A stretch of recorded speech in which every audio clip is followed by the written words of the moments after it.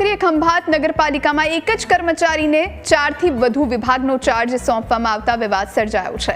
શૈલેષભાઈ શાહ નામના આ કર્મચારી કે જેઓ ખંભાત નગરપાલિકામાં ઇલેક્ટ્રિશિયન તરીકે જોડાયા હતા, પરંતુ આજે તેઓ ઇલેક્ટ્રિક વિભાગ, સફાઈ વિભાગ, લાઇટ વિભાગ, ફાયર બ્રિગેડ વિભાગ સહિત નાના મોટા વિભાગોના ઇન્ચાર્જ અધિકારી તરીકે ચાર્જ સંભાળી રહ્યા છે।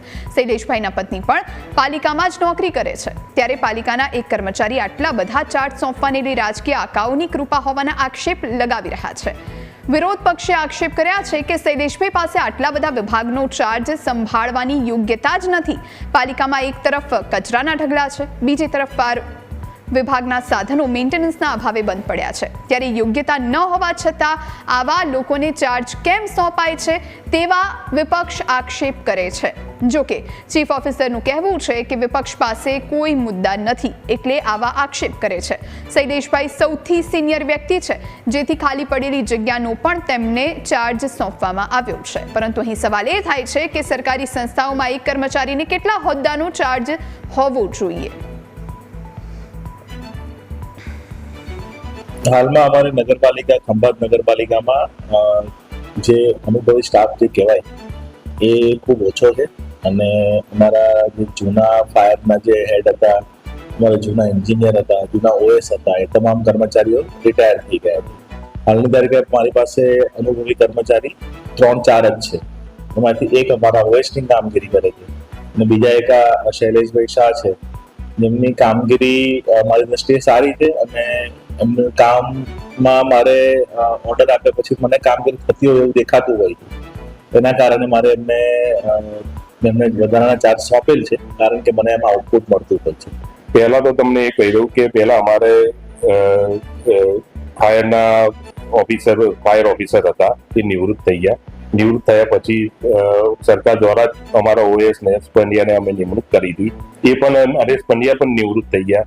એ નિવૃત્ત થયા પછી અમારી જગ્યા ખાલી રહી, અને અમારે ખંભાત નગરપાલિકામાં સિનિયર સ્ટાફ બહુ ઓછો છે, એના લીધે અમે શૈલેષભાઈ શાહને ચાર્જ સોંપ્યો છે। અને બીજું કે જે ફાયર ઓફિસરની જગ્યા ખાલી થઈ છે એ અમારે ખંભાત નગરપાલિકા કે પછી આરસીએમ કચેરીની નથી કરવાની નિમણૂક હતી, એ ગાંધીનગર સરકારમાંથી જ નિમણૂક કરવામાં આવે છે।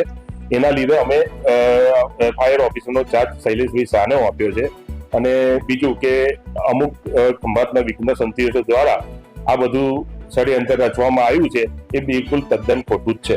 આજે આ બધી પરિસ્થિતિમાં એમની પાસે કોઈ માહિતી હોય નહીં, કારણ કે એ ફાયરના માણસો જ નથી, એટલે આજે વિવિધ મુદ્દામાં ખાલી આજે પોતાના જે હોદ્દેદારો છે ચર્ચાગીરી કરી અને જ આ એ મુદ્દાને ભોગવે છે, અને શહેરના નાગરિકોને જે સેવાથી લાઇટની અંદર પણ વંચિત રહે, ફાયરની અંદર, સફાઈની અંદર, દરેક ક્ષેત્રમાં એમને જ મહત્વ આપવામાં આવ્યું છે। એ રોજમદાર છે, એમને આ ખોટી રીતે આ નગરપાલિકાના પ્રમુખ છે અને એને સહકાર આપી છે। શૈલેષભાઈ અત્યારે ફાયરના મેઇન માણસ છે, ચેરમેન છે, ફાયર ઓફિસર છે। જે લોકોએ કશું એમને કોઈ હોદ્દો કોઈ ટ્રેનિંગ લીધી જ નથી, કે કોઈ એની પાસે ફાયરનો સર્ટિફિકેટ બી નથી, તો એ ફાયરનો વિભાગનો વહીવટ કરે છે।